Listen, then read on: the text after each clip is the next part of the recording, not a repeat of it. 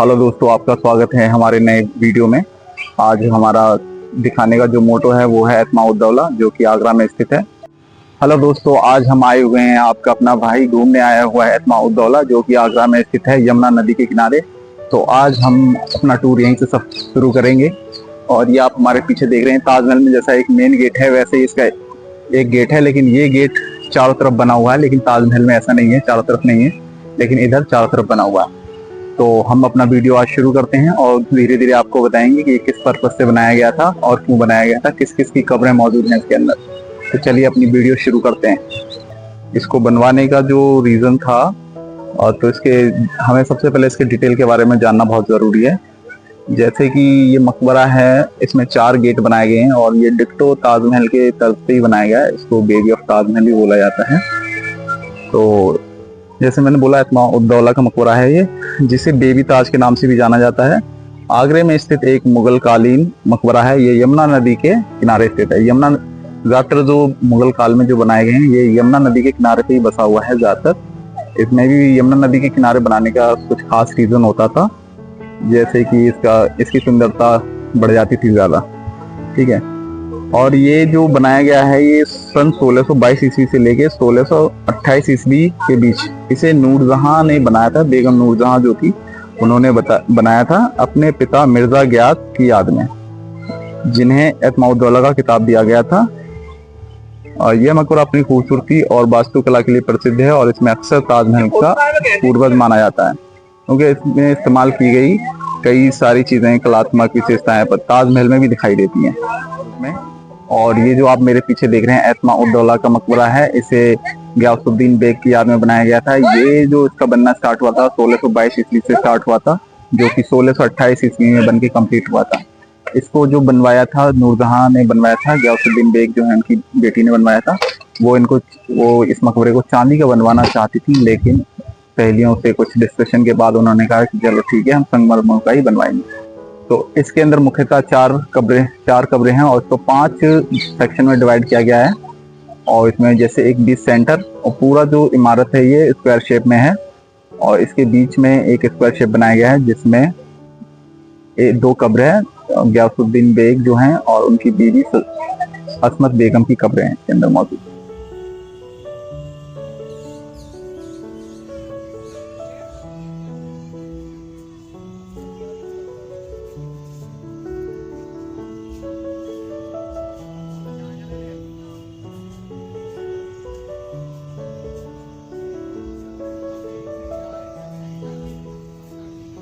ये जो मकबरा आप देख रहे हैं, यह मकबरा 4 बाग प्रणाली के एक बाग के बीच में बना हुआ है, जो कि चारों ओर से ऊंची दीवारों से घिरा हुआ है। यह मिर्जा गियास बेग जो थे ईरान के रहने वाले थे, उन्हीं की याद में बनाया गया है। हाँ, मकबरे के इतिहास के बारे में अगर हम बात करते हैं तो इसमें ताजमहल में जैसे 4 इसमें मीनारें दी गई हैं और बीच में एक बड़ा गुम्बद है, उसी के टाइप में ये थोड़ा सा बीच में से डिजाइन में अलग है। और इतिहास के बारे में करें, ये नूरजहां के पिता मिर्जा गियास बेग मुगल बादशाह जहांगीर के दरबार में एक इम्पोर्टेंट पर्सन थे, जिन्हें एतमाउद्दौला का खिताब दिया गया। इसके बनाने का निर्णय इसलिए लिया गया, नूरजहां ने अपने पिता की मृत्यु के बाद उनकी स्मृति यमुना नदी के किनारे एक मकबरा बनाने का फैसला किया। और जो बिल्डिंग्स बनाई गई है एतमाउद्दौला का जो मकबरा, इसके अंदर गियासुद्दीन जो थे, नूरजहां के वालिद थे, उनकी याद में बनाया गया है। और वो नूरजहां जो थी, इसे बनवाना चाहती थी चांदी से बनवाना चाहती थी। उनका जो मन था चांदी से बनवाया जाए, लेकिन उन्होंने फिर यहाँ संगमरमर से बनवाया है। इसमें बहुत सारे फूलों के फ्लावर्स दिए गए हैं, तो जो कि अच्छा लगता है। संगमरमर पत्थर का बना हुआ है बिल्कुल पूरी तरह ये। और इसमें ही गार्डन की बात करें तो चारों तरफ गार्डन बनाया गया है इसमें, और बिल्कुल स्क्वायर शेप में बनाया गया। यह मकबरा आप जो देख रहे हैं, ये ताजमहल से पहले बनाया गया था। ये हिंदुस्तान में बनने वाला पहला मकबरा था जिसमें संगमरमर पत्थर का यूज़ किया गया था, जो कि चांदनी रात में बहुत चमकती है और इससे खूबसूरती बढ़ जाती है और हमें बेहद खूबसूरत नजर आती है। मकबरे की दीवारों पर जटिल नक्काशी में फूल, पेड़, पौधे, फल, जानवर और पक्षियों के साथ साथ कुछ अरबी सुलेख भी शामिल हैं। मकबरे के चारों ओर की बात करें तो इसमें एक खूबसूरत बाग भी है, जो कि इसकी सुंदरता को बढ़ाता है और इसे बेबी ऑफ ताजमहल भी बोला जाता है। इसमें कुछ कलात्मक विशेषताएं भी हैं, जैसे ज्यामितीय पैटर्न का इस्तेमाल किया गया है और जलमार्ग, और ताजमहल में भी इसका उपयोग बाद में प्रयोग किया गया था, जिससे इस मकबरे को ताजमहल का पूर्वज माना गया है। और यह मकबरा यमुना नदी के किनारे है।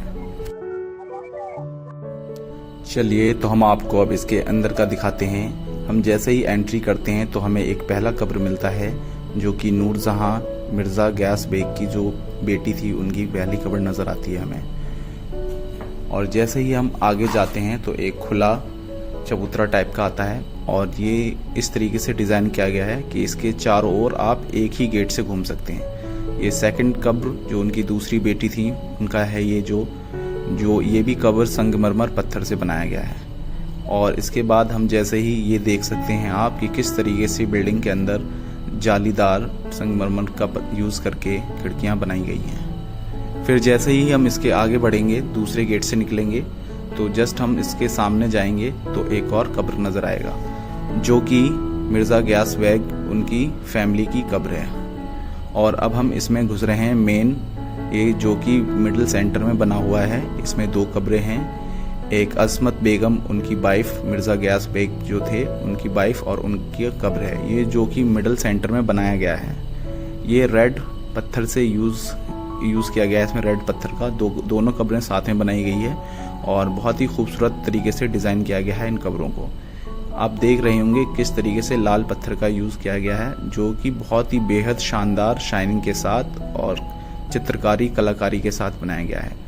आप अगर इसको इस तरीके से देखेंगे तो जैसे लगेगा कि इस पे कालीन बिछी हुई है और उसके द्वारा इसको सजाया गया है, लेकिन ऐसा नहीं है। ये सारा डिज़ाइन पत्थर का बनाया गया है, और इसके चारों ओर जाली लगाई गई हैं जो कि पत्थर का ही बना हुआ है।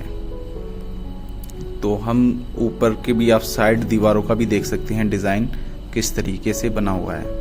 बहुत ही खूबसूरत और प्रॉपर नहीं इसलिए नहीं दिखाई दे रहा होगा आपको, क्योंकि इसमें लाइट लगाने का कोई सिस्टम नहीं है। आप रूफ छत को देख सकते हैं, खिड़की को देख सकते हैं, और साथ में कमरे भी। और ये इंटीरियर साइड से ये मेन गेट दिखाई देता है इसका। तो अब चलते हैं दूसरी ओर, इसमें भी एक कब्र है जो कि चारों ओर बने हुए हैं, तो ये भी उन्हीं के फैमिली मेम्बर्स के कब्र हैं। ये भी संगमरमर पत्थर का बना हुआ है, जाली के थ्रू आप देख सकते हैं। और ये फाइनली अब ये कंप्लीट हो चुका है, हम बाहर आ चुके हैं।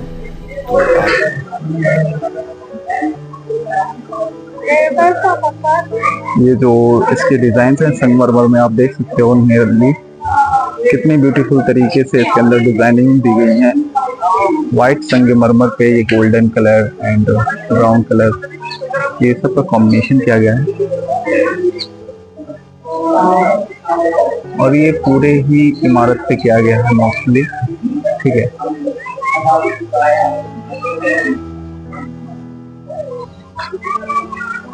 और इस तरीके से सुंदर डिजाइनिंग की गई है। तो ताजमहल मकबरे से ज्यादा डिजाइनिंग की गई है इस पे।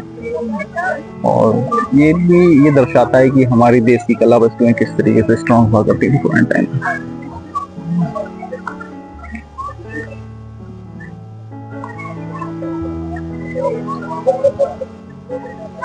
और ये जो गेट है ताजमहल में, जो एंट्री गेट है उसी के अकॉर्डिंग ही बनाया गया है।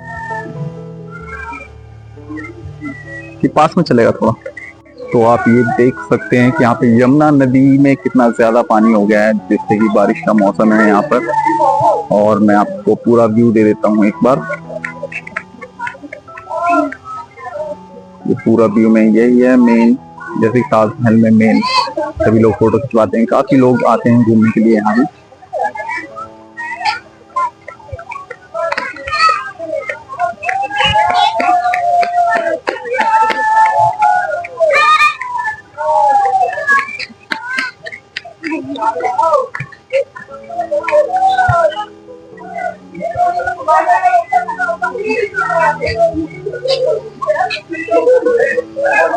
और ये लड़का आज हमारे साथ आया हुआ है घूमने, सीधे घर से आया है और स्पेशली घूमने के लिए आया है यहाँ पर।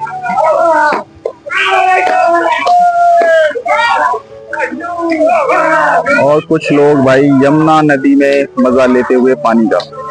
एक वक्त ऐसा होता है इसमें पानी बिल्कुल भी नहीं होता है, लेकिन अभी इतना पानी है कि लोग मजे ले रहे हैं। अरे तो ये अपने नज़र भाई हैं, तो इनके साथ आज हम लोग आए हुए थे यहाँ पर देखने के लिए एतमाउद्दौला, क्योंकि गयासुद्दीन बेग जो है उनका मकबरा देखने के लिए आए थे। ये दोस्त बहुत दूर से आया है, मुरादाबाद से आया है। तो हम इस दोस्त से जानना चाहेंगे, भाई आपको यहाँ का कैसा लगा? बहुत अच्छा लगा भाई, बहुत बेहतरीन। आपसे भी मिलके बहुत अच्छा लगा था और यहाँ पे भी खूब लगा था भाई। हाँ माशाल्लाह भाई बहुत खुश है, बहुत दूर से आया, मुरादाबाद से आया भाई देखने के लिए आज के दिन को। ठीक है, तो भाई को हमने घुमा दिया है आज, और ये भाई को हमने इनविटेशन दिया है कि नेक्स्ट टाइम भी कभी आए तो मुझे कॉल कर ले, मैं इनको विजिट कराऊंगा। ठीक है, पूरा आगरा घुमाऊंगा मैं इनको, अपने भाई को।